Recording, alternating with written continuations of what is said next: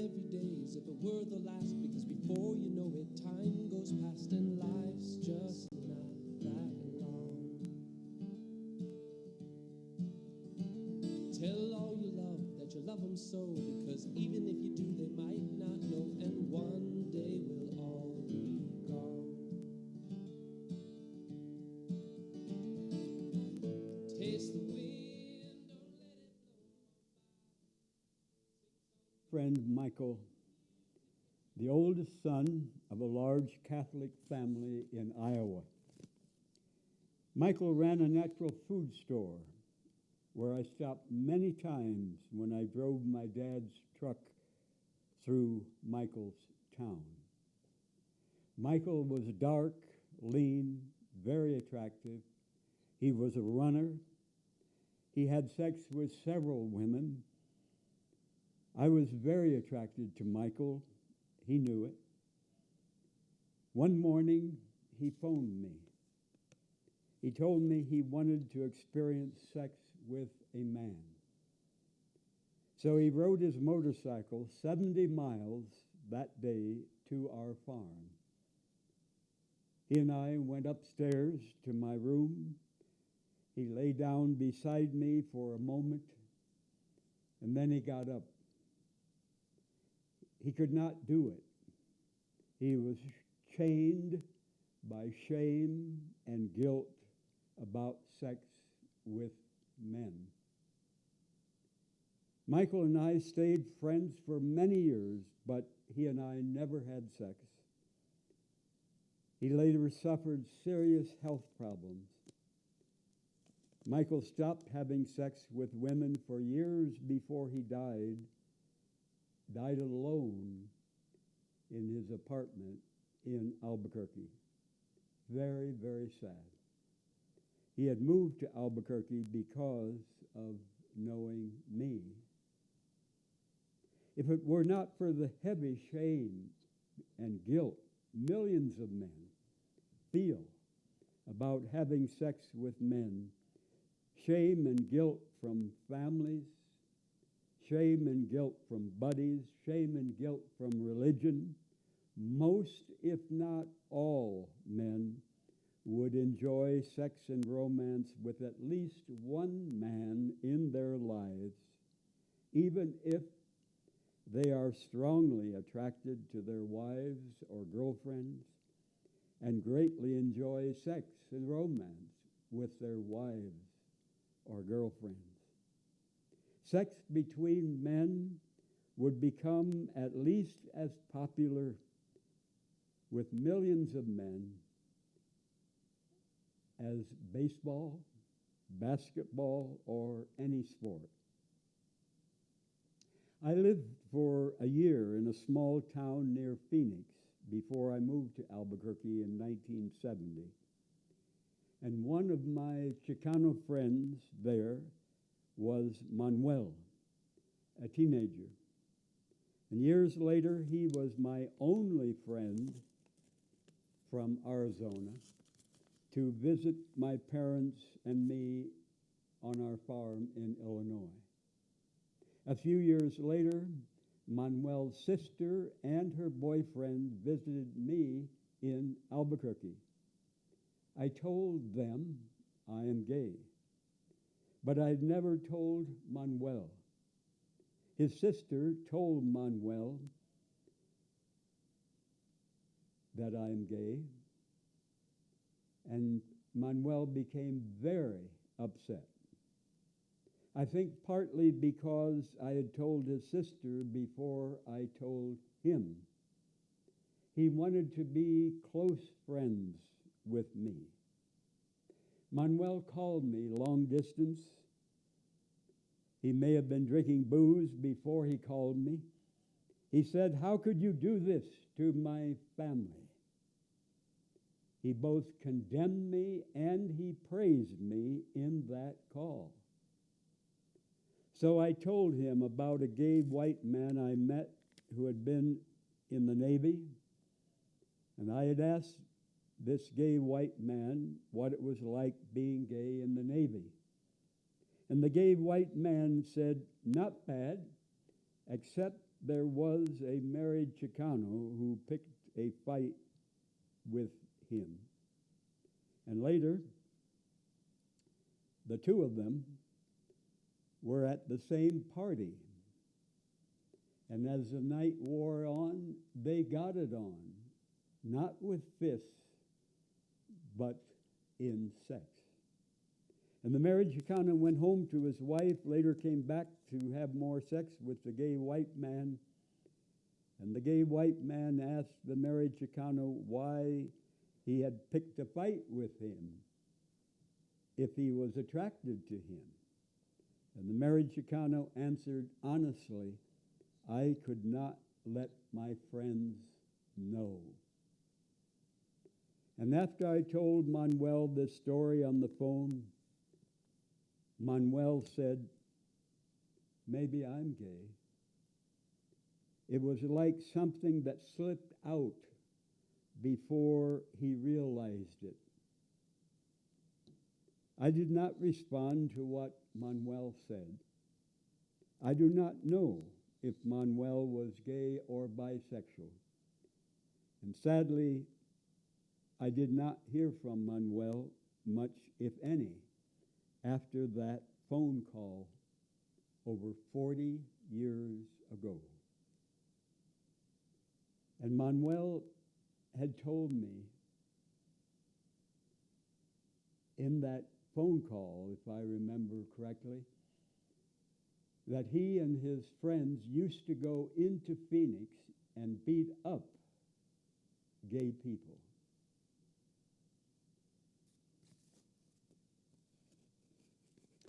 One day, years after my mother died, I was working at the family hog and cattle market in Illinois. A young, shirt-free, very attractive white farmer came to do business. And after he left, I told my dad, and just my dad and I were in the office,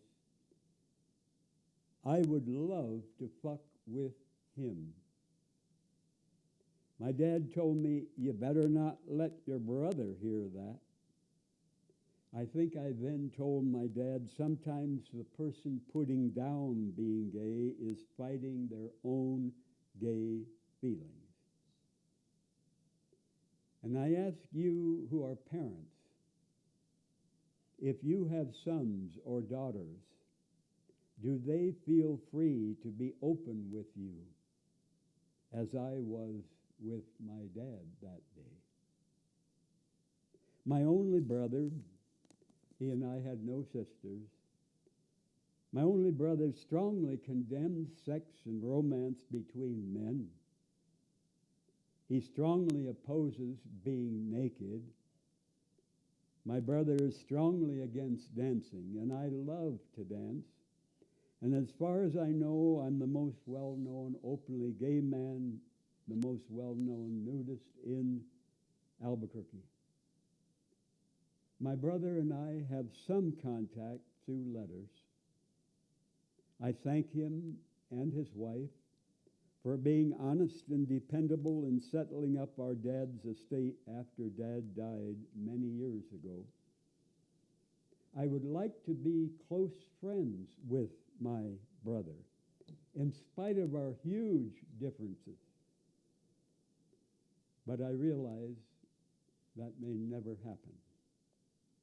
If I had stayed living in that mostly white farming community, as my brother has, if I had not had the great variety of many people who have taught me, loved me, inspired me, I might have been as closed-minded and emotionally constipated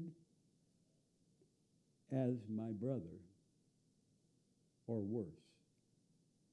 I'm deeply indebted to many, many people in New Mexico, Arizona, Illinois, Virginia.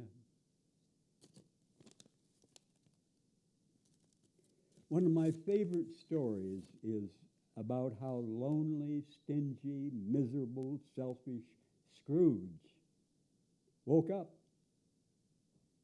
He changed. He became generous and friendly. He was a very late bloomer, but he changed. And I was a very late bloomer romantically. When I graduated from high school, I did not know I'm gay. I did not know millions of men for thousands of years have been strongly sexually attracted to men and have enjoyed sex and romance with men. In my 20s, I began to know about men attracted to men. But I was afraid of losing many male friends that I had if I came out as a gay man. I never had sex with any man until I was 31, never as a boy with boys, never with any male until I was 31. A young Chicano artist from Cuba, New Mexico, sucked my cock. And weeks later, a young man fucked me for my first time. And that guy was a master fucker, kindly taking his time instead of quickly forcing his way in. It was wonderful. What a gift he gave me. And so different from what many men have suffered when men painfully raped them. And years later, I met a man here downtown. He and I went down by the river. He fucked me, but it was not a good experience. I think he had been drinking booze. And when people drinking booze have sex, they often are not interested much in giving pleasure to the other person, but mainly focused on their own pleasure, regardless what the other person feels. So I learned to never have sex with anyone who was drinking booze at the time.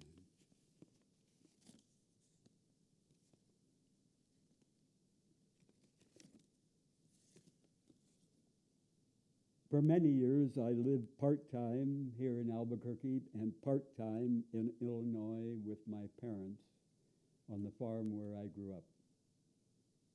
And in Illinois, just weeks before my mother died in February 1982, my brother and his two youngest sons, who were 11 and 13 at the time, came up from their farm down the road to do evening chores at our parents' farm.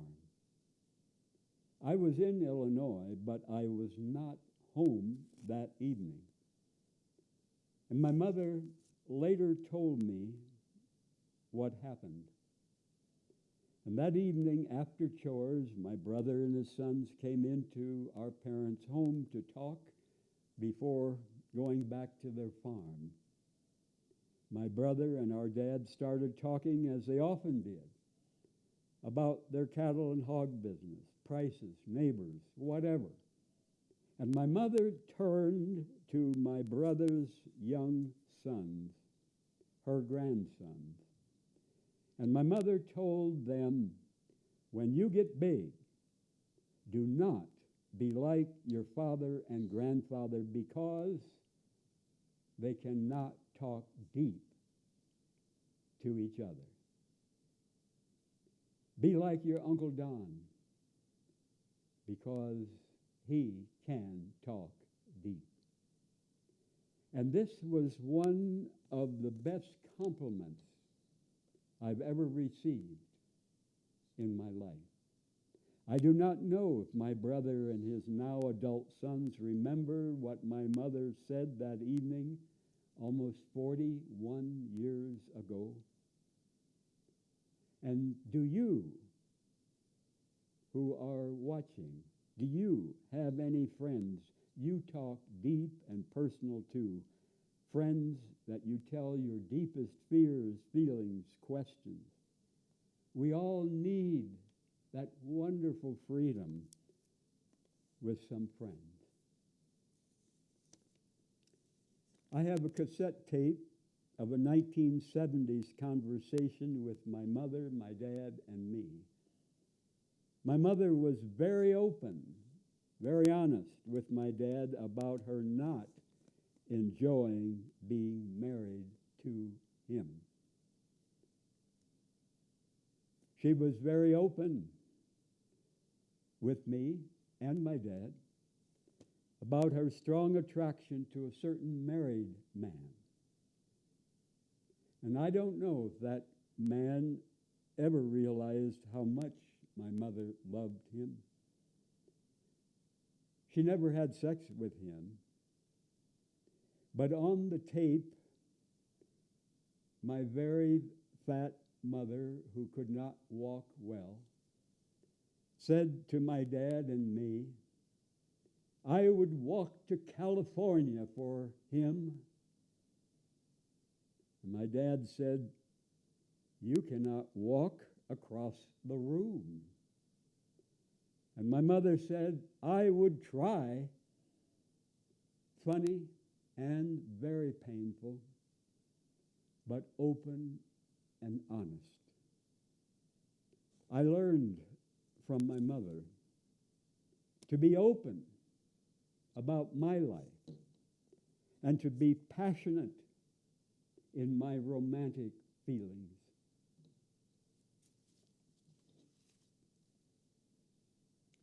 I love this testimony from a woman in California. She said, my father worked 6 days a week. My mother was always cleaning, cooking, doing laundry. They both came from families with parents who never showed any affection, never told them they were loved. So, of course, this explains why they did not know how to give affection or express it in words. She says, my life changed at age 9 when I stayed overnight at a girlfriend's house. Her mother kissed us both good night and tucked us in. And that did it. I was so moved by that loving gesture, I could not sleep, she says. I thought, this is the way it is supposed to be. And when I left, I was angry at my own parents for a while, but I could not hold it against Mom and Dad for the way they were. And this is what I did to reverse the process. I began kissing my mother so often that I got her to laugh about it. I married at 17, had 2 children before I was 20. I kissed them until their little cheeks were red. And when I talked to my mother on the telephone, I would say, I love you, Mom. And after a while, she finally said, I love you too. I'd never heard her say that before. And after a few weeks, when I'd go to see Mom, she would say, where's my kiss? And when it was time for me to leave, she'd say, I love you. You know that, don't you?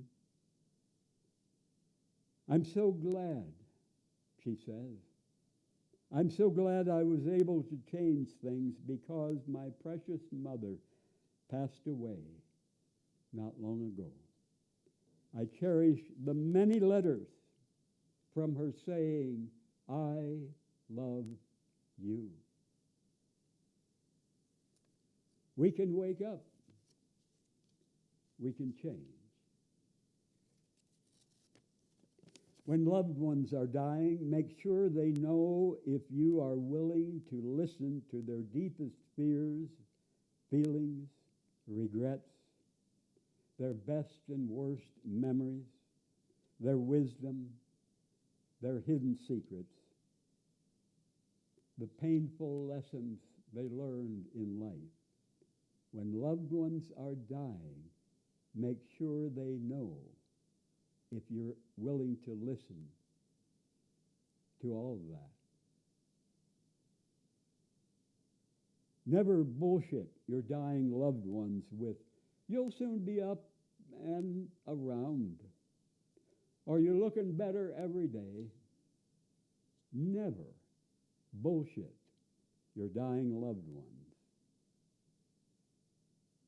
If you can't face the truth about your loved ones dying, why bullshit them when they need and they want friends and relatives who do not lie about their condition? They're dying. And often dying people want to talk about death, but they know some loved ones cannot handle talking about death. If your loved ones are opening their hearts to you, pouring out their wisdom, their memories, their regrets, their lessons learned, listen to them. Do not change the subject. Do not look at your watch. Do not leave the room. Listening with your heart to your dying loved ones is 1,000,000 times better than $100 bouquet of roses when they lie cold and still in the coffin. Listening with your heart to your loved ones when they're dying is 1,000,000 times better than wasting many thousands of dollars on a fancy funeral and a gravestone. The last time I visited my friend Harry Wilson, days before he died, Harry told me, "Squeeze out every drop." In other words, make the best and most of every day of life. Do not waste the precious moments. Life is short. Our lives are too precious to waste. Most of the people in the United States spend most of their time cut off from our great doctor, the sun, the source of all life on earth. And most people, most of their lives are inside classrooms or houses or offices or factories or cars or prison cells or stores. And when they are outside, most people cover most of their skin with cloth. So it's no wonder that the vast majority, up to 95% of people in this country, do not have enough vitamin D. People who test positive for COVID often are low in vitamin D. Vitamin D activates natural killer T cells in our bodies to fight infections of all kinds, including COVID. In winter, we need much more time in the sun to get enough vitamin D. And the darker your skin, the more time you need in the sun to get enough vitamin D. Sunshine lowers cholesterol. Sunshine lowers blood pressure. Sunshine lowers blood sugar. Sunshine increases endurance. Sunshine lifts our mood. Sunshine raises sex hormones. Start with a few minutes if you're not used to it, and slowly increase, exposing all of your skin, if possible, to the sun. Never burn. Start with a few minutes and eat only healthy raw plant foods to benefit from the sunshine. I greatly enjoy sunbathing naked on many winter days when there's no clouds, no wind. Sunbathing naked for an hour or 2 or 3 in the middle of the day in 3 small private spots in our backyard, because I sure as hell don't want trouble from cops or from neighbors. Most sunny summer days are too hot to enjoy lying in the sunshine, but I walk and work mostly naked on summer days. I would not trade my sunbathing on many winter days for a free trip anywhere on earth. And I mean that. I love it.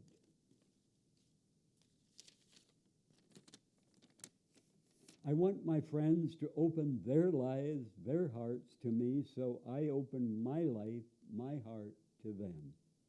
And how can we expect other people to be open with us if we hold back and refuse to go deep and personal with them about our lives? The great violinist Itzhak Perlman was playing a concert, and as he played, one string on his violin broke. He did not stop playing. He knew how to keep playing that piece using only the 3 strings on his violin that he had left.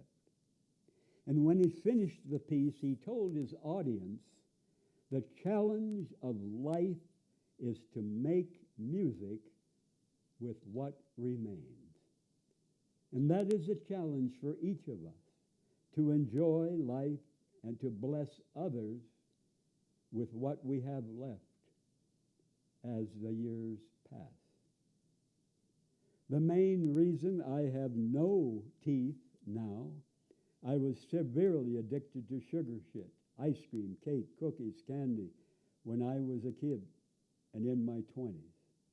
I changed over 40 years ago. I stopped all of that sugar shit. And yes, I wish I still had all my original teeth. I wish they were all healthy with no cavities. But my teeth are gone forever. I cannot grow no new teeth, no matter how healthy all the food I eat now. But even though my teeth are gone forever, I am glad my body can still stay lean and healthy by eating only raw plant foods plus bee pollen, and by exercising every day, getting enough sunshine, enough sleep, and having many friends, many hugs. Whenever you see my mouth missing all my teeth, remember how awful and unhealthy sugar shit and other junk food is. Learn from my mistake. Sugar shit attacks especially our body's weakest parts. And both my parents did not have good teeth. My mother had all her teeth pulled either before I was born when she was 38 or not long after I was born. If your parents had a serious weakness in their heart or their liver or their kidneys, if you eat sugar shit, you'll probably suffer in that weak spot. But if you eat and live healthy, you can often prevent the problem, even if your parents' bodies had those weak parts. And the problem is not just the genes we inherit from our parents. The problem is also the habit of eating the same junk food, processed crap that our parents ate. Our bodies have about 60,000 miles of blood vessels. Think of it, 60,000 miles of blood vessels in our bodies. And most of our blood vessels are thinner than a human hair. The further from our heart, the smaller our arteries and veins become. They're smallest in our legs and feet. No wonder that too much sitting with our legs hanging down is as deadly as smoking cigarettes. We need to walk, we need to exercise every day if we are able. No lowrider car, no computer, no video games are as wonderful as a healthy, lean body. Gaining even 11 pounds of weight can cause our knees to go bad, cause surgeries to replace our knees. Just 11 pounds of weight gained. Osteoarthritis develops when the cartilage that acts as a cushion between the bones in a joint breaks down or wears away. And then the bones in the joint rub together, causing pain.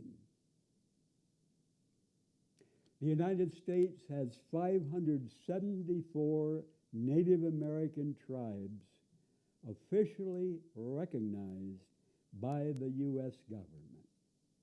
574 Native American tribes. Listening to or singing songs can help people with dementia to feel and behave better. What kind of music does your loved one with dementia enjoy? Ask friends, ask family to suggest songs. Play music that has no commercials. Turn off the television, shut the door, no other noise. When playing the favorite music, not too loud, not too soft, for your loved ones with dementia. It can really help. I have no desire for most of the stuff sold in shopping malls. I would be ashamed as hell to own and live in a large mansion. I live in one sunny room, 9.5 by 12 feet, 114 square feet, with 6 windows in the house of a friend. And this is my favorite place I've ever lived in my 77 years. I've lived here for over 12 years. And notice I say sunny room. If my 9.5 by 12 foot room had only one window or no windows, it would be a dungeon. But 3 windows on the south, 3 windows on the east. I love it.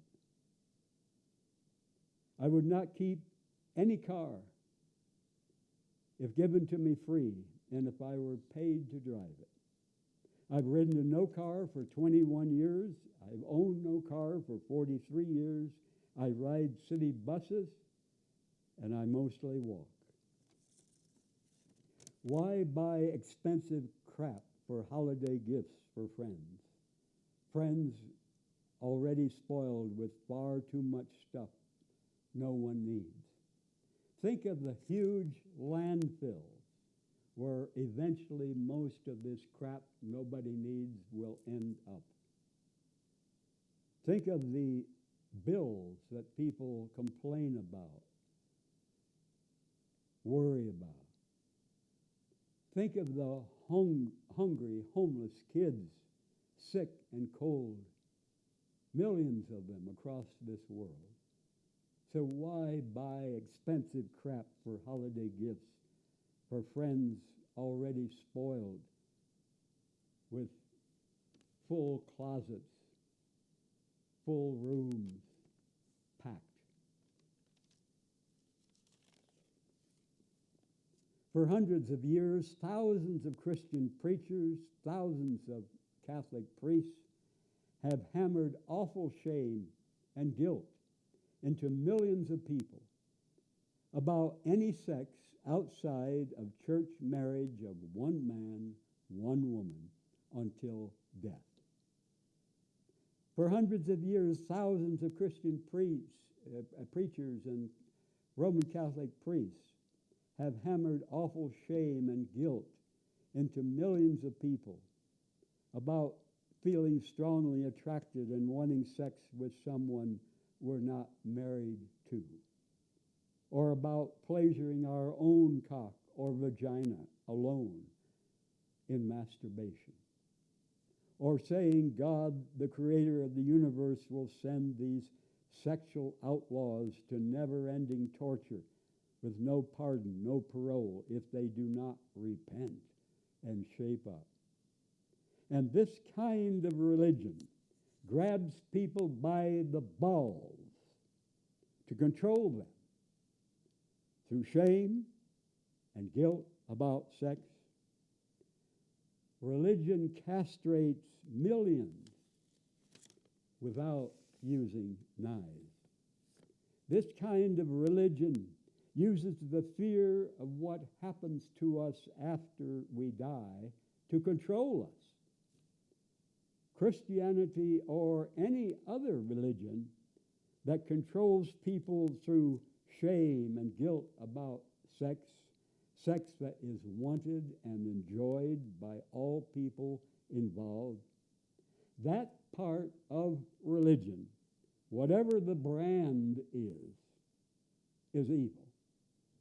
Christianity or any other religion that uses the fear of never-ending torture with no pardon, no parole after we die to control people, that part of any religion is damn evil.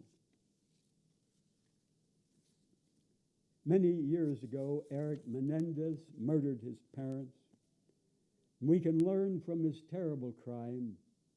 As he faced a life sentence in prison, Eric said his true punishment for his murder of his parents was the agony of hating himself for what he did. Eric tells abused children that killing solves nothing. Eric said, "What I did was completely wrong. Taking my own life would have been better." What is sad, he says, there are so many people that hate me and they do not even know me. He says, I was feeling horribly empty. I did not think I had much to live for. And within that week, I would have killed myself. Eric insists he loved his parents at some level, but he says life with his father, an entertainment executive, was impossible. Eric said, one of the disturbing things is I've been getting letters from kids who have been abused, and they say you did the right thing. Eric says these letters disturb me because what I did was completely wrong. Taking my own life would have been better. And Eric wants to tell those youth, if you kill your parents, your abusers, you won't be able to live with it because you also love them. He says, certainly I'm relieved. I no longer have to fear anyone coming into my room at night. But suddenly, they're dead. And you can't say, wait a minute, I need to talk to you about this. It's silence forevermore. And how much better for society, how much better for Eric Menendez if instead of locking him up for many years, he would be allowed to tell his tragic story and the hard lesson he learned to schools all across the United States, so that other abused kids and their parents can learn from Eric's tragedy. Eric deeply regrets what he did. He cannot bring back his parents whom he murdered, but he can help others avoid committing the evil he committed.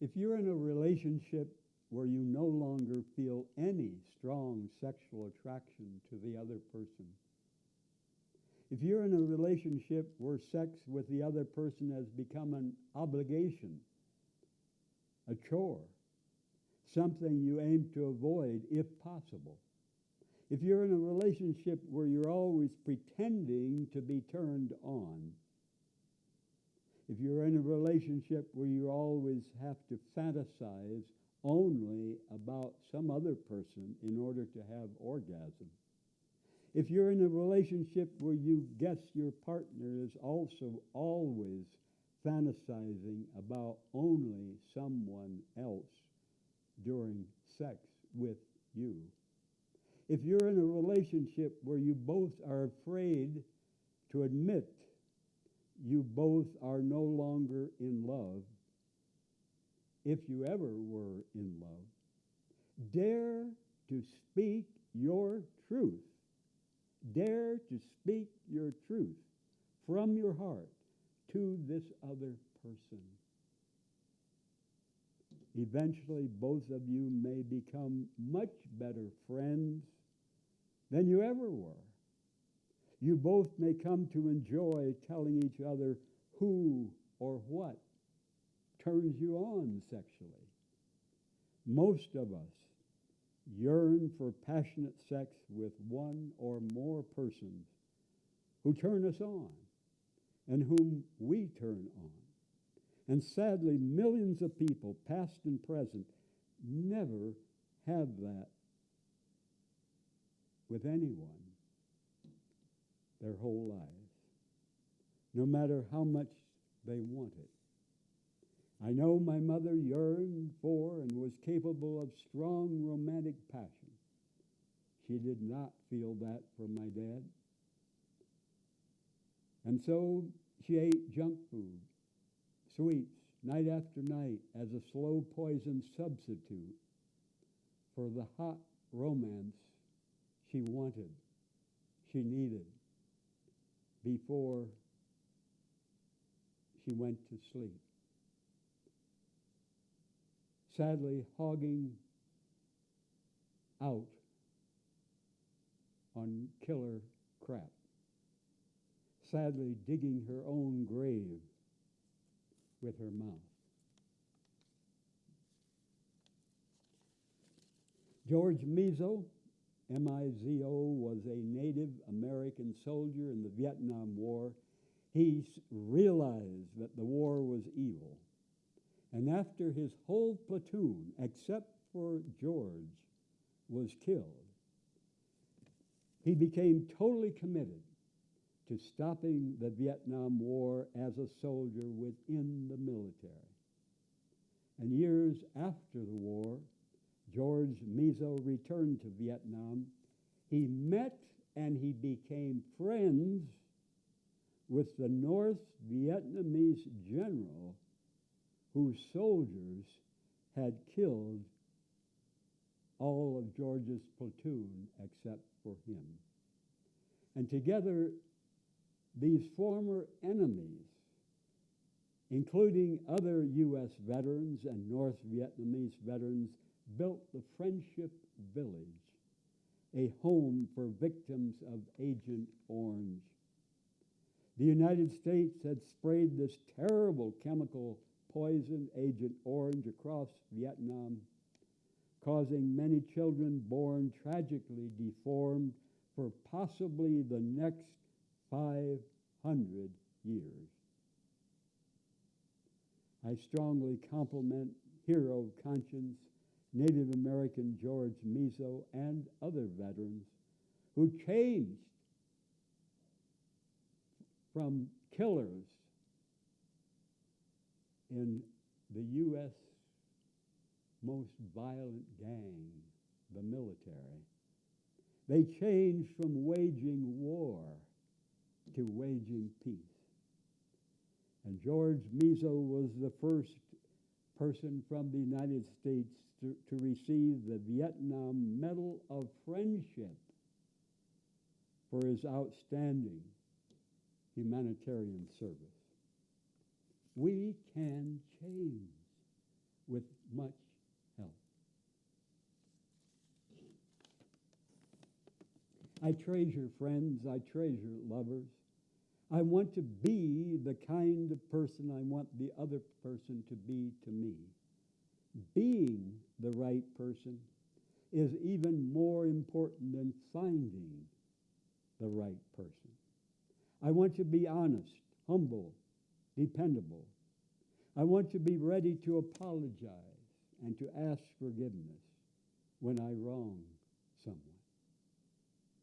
I want to be willing to forgive when someone wrongs me and sincerely apologize. I want to be open to learn wiser ways to live. I do not want to stay stuck in old ruts. I want to be open to personal questions. I love personal questions. I want to be ready to talk freely about sex, about death, about religion, about money, whatever. I want to be available in times of crisis and sorrow. I want to be ready to listen to the other person's struggles and heartaches, not too busy with less important things. I want to be not expecting the other person to be more open about their lives than I am with them about my life.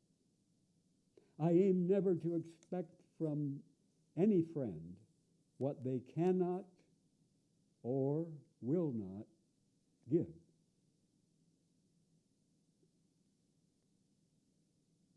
In male lovers, I aim to be the kind of lover and man that I'm strongly attracted to as much as possible. No, I can never and will never be 25 years old again.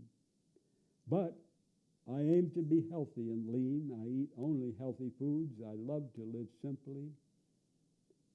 I have no shame, no guilt, not one smidgen about being in love and making love with certain men. I drink no booze. I smoke no cigarettes. I take no street drugs. I take no prescription drugs. I cage no man romantically. And I refuse to let any man cage me. I can be openly, honestly, deeply in love with more than one man at the same time. I do lots of walking and exercise and enjoy living simply on much less than the U.S. poverty level for me as a single person. I have no right to much more than I need, while millions in this world suffer on far less than they need. I do not ride in cars. I do not eat in restaurants. I enjoy being naked at home, mostly naked in public, when I'm warm enough.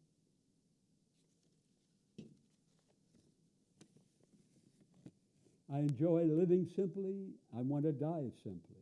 If I die tomorrow or 30 years from now. I do not want cremation. Cremation of one body requires the energy it takes to drive a car thousands of miles. I do not want my body embalmed. Embalming is expensive and unnecessary use of poison chemicals. For what? I bought a plot in 2018 at San Jose de Armijo Cemetery on Arenal, west of Coors. And that's the only real estate I have ever owned in my 77 years. San Jose de Armijo is a beautiful dirt cemetery, much cheaper than large grass cemeteries in Albuquerque. Why waste water in this desert to grow grass for our rotting bodies in cemeteries? No vault, no liner required at San Jose de Armijo. I made my coffin out of half-inch plywood over 4 years ago. I spent about $60. Why waste thousands of dollars on a luxury box for my dead body and a fancy funeral when millions of living children worldwide suffer hunger, winter's cold, sickness, with no home? If possible, I want no mortuary to be involved in any way. I very much want to be reunited with all my loved ones in a better world beyond death, but I strongly doubt that happens. I do not know. Wanting something deeply does not make it so. And use the money saved to help desperately poor living people instead of spending it on coffins and fancy funerals.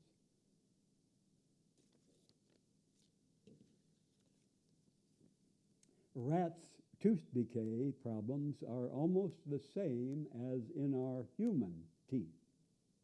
One study divided rats into 3 categories.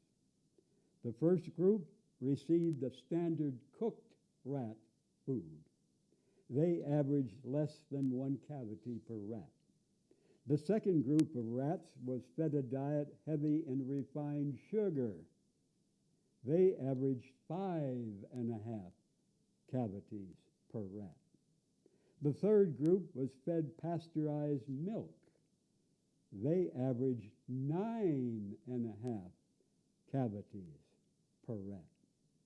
For many years, I hogged out on cooked food, sugar shit, and pasteurized cheese, milk, and ice cream.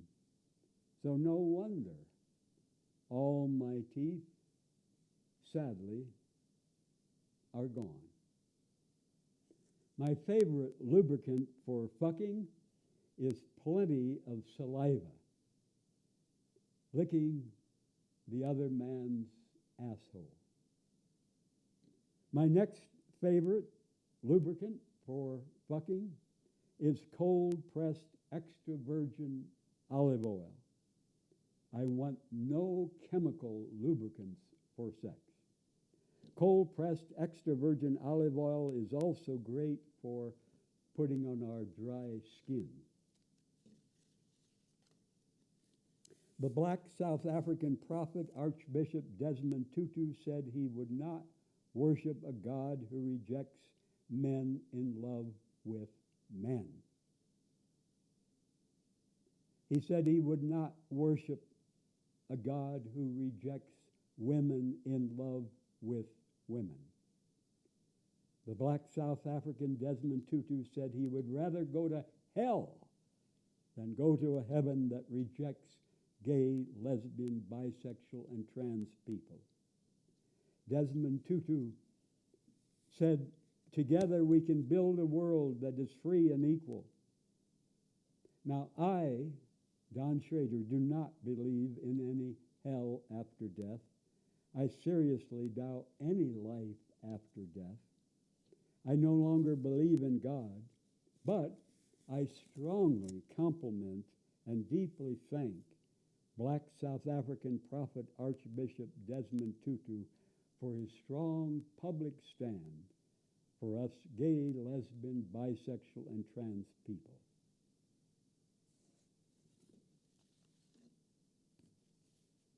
Men, do you have close men friends you open your heart to about your fears, your failures, your deepest concerns? Men, do you have close men friends who know the worst about you and are still your friends? And sadly, for many men, their friendships with other men are just about doing stuff together. Drinking booze, playing poker, playing ball, hunting, fishing. Many women's friendships with other women go much deeper, sharing the precious and the painful inside. Little girls can walk to school hand in hand.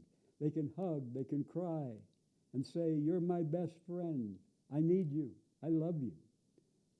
But sadly, many little boys are ashamed or afraid to show their feelings for each other. Fag or hoto are words little boys learn to fear. Many teenage boys fear people will think they're gay if they show affection to other boys. Many men let their guard down in public to hug if they're boozing together, or if they're in a bus depot or an airport saying hi or goodbye to a male friend, or if they score a touchdown or make a basket, a pat on the ass or a hug. Men, do you tell your men friends your sadness, your loneliness? Do you express tenderness? Men can be as sensitive, warm, and open as women. Men do not have to spend their whole lives bluffing each other. Men can be as sensitive, warm, open as women. And sadly, many men just shoot the breeze with each other, talking business, women, sports, politics. Many men are allergic to going deep and personal. And many older men become emotional vegetables when their wives die, because they depended on their wives to connect deeply with family and friends. But some men are waking up. Some men are changing. Some men are finding freedom. And one of the reasons that many men love playing sports, they can touch other men's bodies in public and not be put down for it. Many men sadly cannot admit this even to themselves.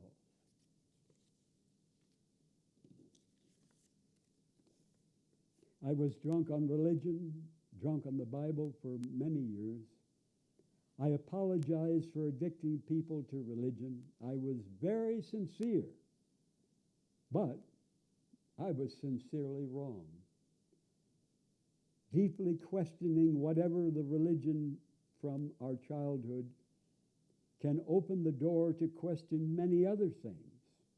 Our government's evil actions now, brutal U.S. history, modern medicine, sexual taboos, white supremacy, racial injustices, why people want much more money and stuff than they need, how the American dream is a nightmare disaster for all human life, all plant life, all animal life on earth. Deeply questioning whatever the religion from our childhood can open us to start questioning all of these other things, to find truth. Thank you for watching